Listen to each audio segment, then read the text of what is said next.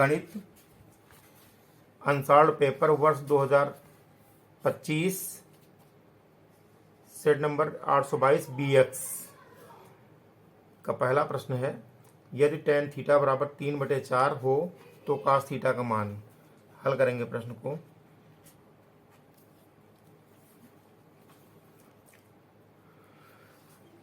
लिखा tan theta बराबर 3/4 तो cos थीटा का मान होगा। तो tan थीटा बराबर होता है लंब बटे आधार। तो इसका मतलब ये हुआ कि लंब बराबर 3 तथा आधार बराबर 4। लंब 3 है, आधार 4। अब हमको पाइथागोरस प्रमेय से कर्ण निकालना होगा। तो लिखेंगे पाइथागोरस प्रमेय से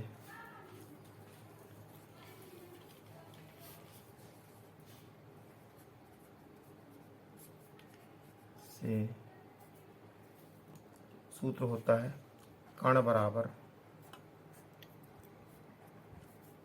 अंडर रूट के अंदर लंब का स्क्वायर प्लस आधार का स्क्वायर।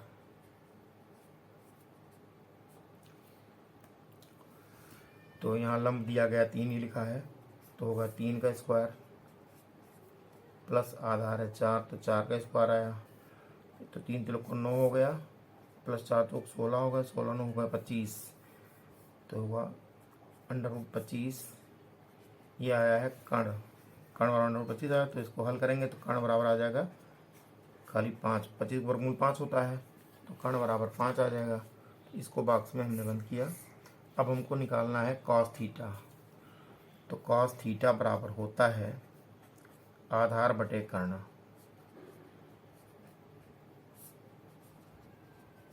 तो आधार है 4 बटे कर्ण है 5, 4/5 हो गया। ये हमारा आंसर है। ये विकल्प नंबर 4/5 विकल्प ए में है। लिखेंगे अतः विकल्प ए सही है। अतः विकल्प ए सही है। यही हमारा आंसर। क्वेश्चन नंबर 2 लिखा है, एक पासे को एक बार फेंका जाता है तो एक सम संख्या आने की प्रायिकता। तो हल करेंगे। पासे को फेंके जाने पर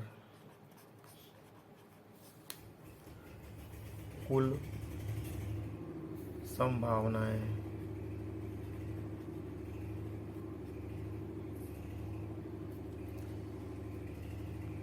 बराबर होगा 1 2 3 4 5 6।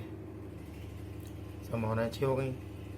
अब लिखा एक सम संख्या आने की, तो लिखेंगे सम संख्या ऊपर आने की, सम संख्या ऊपर आने की संभावना। तो सम संख्या में आएगा 2 4 6 ही आ सकता है। तो आने की संभावना हो गई 3, कुल अवयव 3 हो गए। तो प्रायिकता बराबर सूत्र होता है, चूंकि प्रायिकता बराबर होता है आने की संभावना बटे कुल संभावना। आने की संभावना बटे कुल संभावना। आने की संभावनाएं बटे कुल संभावना होता है। तो आने की संभावनाएं हैं 6, यहाँ 6 हुआ, बटे कुल संभावना है 3। कुल संभावना है 6, आने की संभावना 3 है। ये 3 हुआ ऊपर और 6 हुआ नीचे। तो इसको जो हल करेंगे तो 3 एकम 3, 3 दूनी 6 आ गया। तो प्रायिकता बराबर आ गया, प्रायिकता बराबर हो गया 1/2। तो हम देखेंगे 1/2 किस विकल्प में है। 1/2 विकल्प नंबर बी में है, लिखेंगे अतः विकल्प बी सही है। अतः विकल्प बी सही है, यही हमारा आंसर हो गया। क्वेश्चन नंबर 3, निम्नांकित बारंबारता बंटन का माध्यक होगा। इसको हल करेंगे हम। तो पहले यहाँ लिखेंगे जो जो दिया लिख देंगे वर्ग अंतराल, यहाँ लिखा लिख देंगे वर्ग अंतराल, वर्ग अंतराल, फिर बारंबारता है लिखा, बारंबारता लिख देंगे। उसके बाद होगा संचयी बारंबारता, संचयी बारंबारता, संचयी बारंबारता हो गया है। तो यहाँ पर वर्गंताल है, इसको बॉक्स में बनाएंगे हम।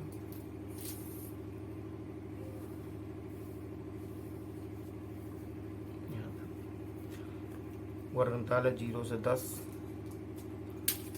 बारंबारता 7, वर्गंताल 10 से 20, बारंबारता 8, 20 से 30, बारंबारता 15, 30 से 40, बारंबारता 10, 40 से 50, बारंबारता 5। तो इसकी संचयी बारंबारता बनाएंगे हम।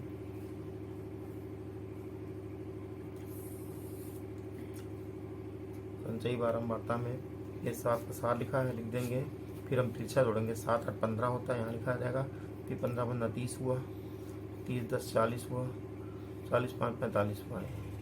तो यहाँ n बराबर भी योग करेंगे, ये भी योग 45 आया, यानी बारंबारताओं का योग 45 आ गया। तो अब n/2 का मान हम निकालेंगे, लिखेंगे n/2, n/2 बराबर 45, n का मान है बटे 2 लिखेंगे, आ जाएगा 22.5। तो 22.5 संचयी बारंबारता का अंतर देखेंगे, 22.5 कहाँ आ रहा है। 22.5 15 से बड़ा होता है, 30 से छोटा, 30 के अंतर्गत आएगा ये। तो इसका जो ये वर्ग है 20 से 30, यही माध्यिका का वर्ग हुआ। लिखेंगे अतः माध्यिका वर्ग बराबर 20 से 30। ये विकल्प इस विकल्प में है, ये विकल्प है हमारा सी, लिखेंगे अतः विकल्प सी सही है। अतः विकल्प सी सही है, यही हमारा आंसर हो गया। क्वेश्चन नंबर 4 में हल करेंगे, लिखा है निम्नांकित सारणी का बहुलक वर्ग होगा। सारणी बनी है 0 से 5 वर्गंताल है, बारंबारता 2 है, फिर 5 से 10 का बारंबारता 7, 10 से 15 की बारंबारता 11, 15 से 21 की बारंबारता है 8, ये 15 लिखा हुआ है, फिर 21 से 25 की बारंबारता 6 है। तो सबसे अधिक बारंबारता यहाँ पर है 11, लिखेंगे चूंकि सबसे अधिक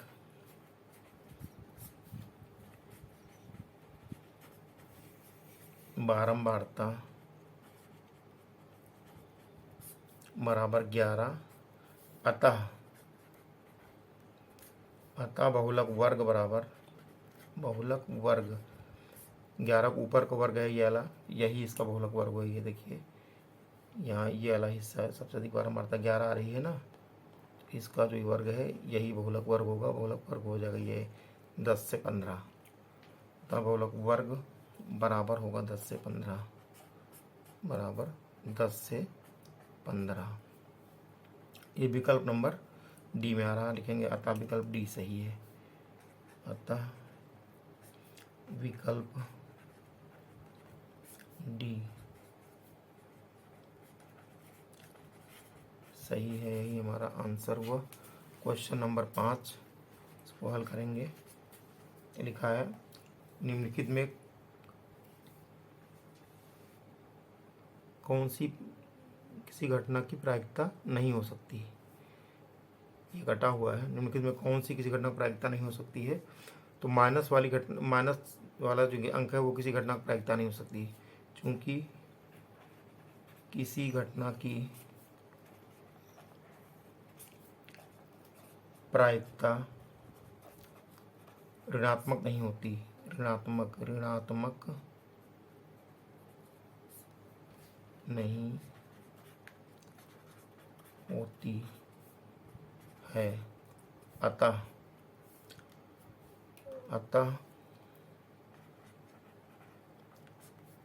विकल्प बी सही है। यही हमारा आंसर होगा।